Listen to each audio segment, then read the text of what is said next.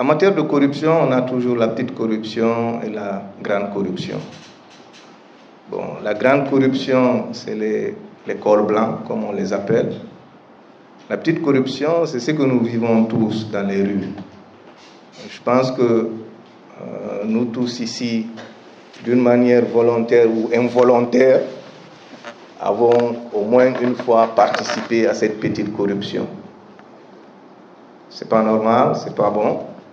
Il y en a, comme je le dis, qui sont forcés de le faire parce qu'il y a un policier, quelques collègues qui nous fatiguent tous dans la rue. Vous avez vu notre communiqué concernant la production des pièces biométriques, notamment l'extrait de naissance et la carte d'identité, parce que là aussi nos compatriotes souffrent également. On a la production de nos passeports, tous les documents administratifs, et nous en pâtissons tous énormément. Donc il faut qu'ensemble, qu'on se donne les mains pour essayer d'éradiquer ça complètement, de nos pratiques. Un service public, c'est un dû. Un document administratif, une carte d'identité, un passeport, c'est un droit pour un Guinéen. Lorsque l'État fixe le prix de ce document, il n'est justifié nulle part de payer un rond de plus. Parce que l'État, en fixant le prix, prend en compte tous les facteurs qui peuvent influencer le coût de l'obtention de ce document. Moi, d'ailleurs, je dis souvent à ceux qui m'écoutent que peut-être qu'en Guinée, il faut pratiquer une discrimination du prix. C'est-à-dire que si je veux un passeport en un jour, on va me dire qu'il me coûte 5 millions. Je paye 5 millions et puis en un jour, j'ai mon passeport. Si je veux attendre un mois, c'est 500 000. Je paye 500 000. Peut-être que ça réduirait la corruption. Parce que personne ne me dira ici qu'il a payé son passeport de 5 ans à 500 000 seulement. Chacun a tout cet argent-là, cet extra delta-là est allé dans les poches de quelqu'un, pas dans les poches de l'État. Donc, nous avons beaucoup d'agents, je l'ai dit dans le communiqué, on va les déployer anonymement. Donc, ils vont se promener parmi nous. Dieu merci, c'est des citoyens, ils ont les mêmes besoins que nous, donc ils vont aller chercher des pièces d'identité ici. Ils vont être confrontés à la situation, ils vont nous remonter les informations et on prendra les dispositions appropriées. On va travailler en étroite collaboration avec le ministère de la Sécurité. Effectivement, c'est un objectif qu'on s'est fixé pour que ce soit un processus qui soit étendu sur l'ensemble du territoire national, notamment au niveau des aéroports, au niveau des carrefours et ainsi de suite. On va communiquer là-dessus très très rapidement.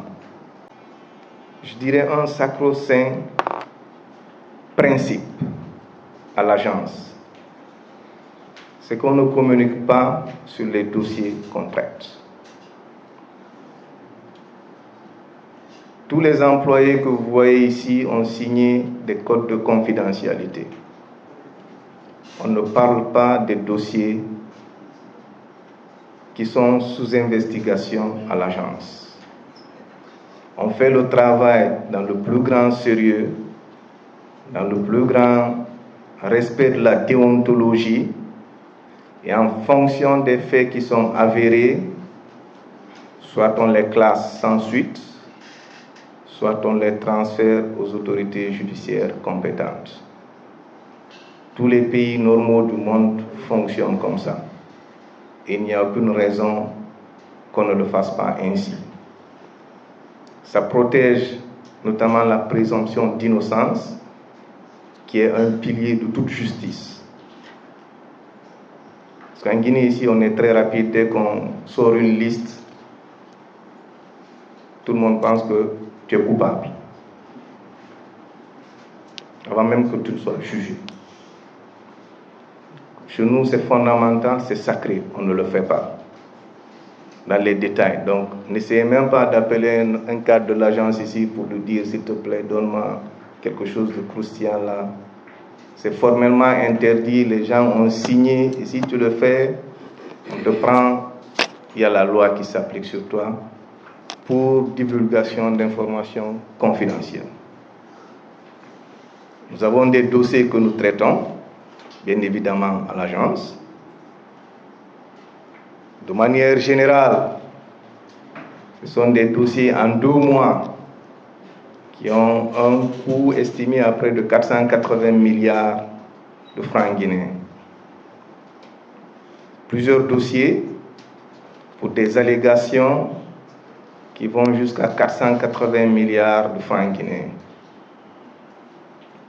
Ceci ne veut pas dire que 480 milliards de francs guinéens ont été détournés de nos fonds publics. Je répète, ceci ne veut pas dire que 480 milliards ont été détournés de nos fonds publics. Il y a des allégations concernant des faits de corruption qui totalisent 480 milliards de francs guinéens. Des départements sectoriels sont bien évidemment impliqués, ainsi que des sociétés d'État, des entités publiques, etc. L'aspect fondamental dont nous allons nous appesantir, nous dans notre équipe, c'est que cette fois-ci, en Guinée, nous allons traiter les deux facettes de l'équation de la corruption, à savoir le corrompu et le corrupteur. Parce que pour qu'il y ait un corrompu, il faut qu'il y ait un corrupteur. Si personne ne vous donne de l'argent, vous prenez tout seul, ça ne s'appelle pas corruption, ça s'appelle vol. C'est différent. C'est une infraction qui peut être assimilée, mais ce n'est pas de la corruption. Donc, le secteur privé qui donne des pots de vin, qui donne des commissions pour obtenir des marchés publics, qui après reviennent donner des rétrocommissions parce qu'ils ont fait de la surfacturation, sont aussi en ligne de mire chez nous. Et nous traiterons leur cas, nous traitons leur cas de la même manière que nous traitons le cas de l'autre bord de l'équation, à savoir le corrompu. Et lorsqu'on transmettra des dossiers, si des faits sont avérés, on transmettra non seulement pour le corrompu, mais on transmettra également pour le corrupteur. Nous sommes en pourparlers avec l'autorité de régulation des marchés publics, qui a la mission justement de veiller ou de faire l'audit de tous ces marchés publics. Nous allons signer un mémorandum d'entente et bien évidemment toutes les entités privées qui seront jugées coupables par les tribunaux compétents vont être bannies de l'obtention de marchés publics en Guinée en fonction des textes et des règlements en vigueur. Le président de la transition, la lutte contre la corruption est un intangible pour lui. Il n'y a pas de demi-mesure là-dessus et nous sommes parfaitement en phase avec cet idéal. Je vais terminer par vous dire que nous allons mettre des outils à la disposition de la population pour nous alerter sur des faits de corruption ou des faits d'infraction qui peuvent être assimilés à de la corruption. Nous avons déjà créé une adresse email qui est alerte.corruption@anlc.org.gn. À partir de lundi ou mardi, on a un numéro vert qui va être disponible, le 155. C'est un numéro vert qui est gratuit. Donc tous les appelants, vous ne serez pas facturés. Lorsque vous soupçonnez, vous appelez, il y a un centre d'alerte qui est mis en place. Vous aurez des personnes qui seront là de manière anonyme si vous le désirez, prendre les informations et nous allons les traiter avec toute la rigueur qui s'y est. Bien évidemment, nous avons un numéro du secrétariat central que vous pouvez aussi appeler, qui est le 663 12 26 52 ou 663 12 ANLC.